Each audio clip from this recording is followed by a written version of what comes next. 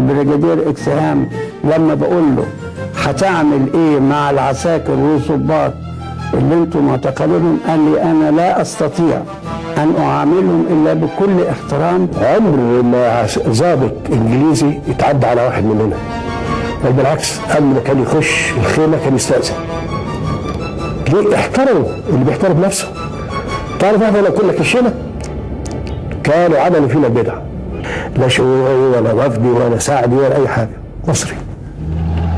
ودفعت تلك الاحداث تنظيم الضباط الاحرار الذي كان يضم نخبه من اشجع ضباط الجيش بزعامه جمال عبد الناصر الى تقديم موعد تحركهم لتحطيم الاحتلال والفساد والطغيان. ولم يمض 6 أشهر على معركة الإسماعيلية وحريق القاهرة حتى قامت ثورة 23 يوليو والتي غيرت وجه التاريخ في مصر بل وفي الشرق الأوسط بأسره.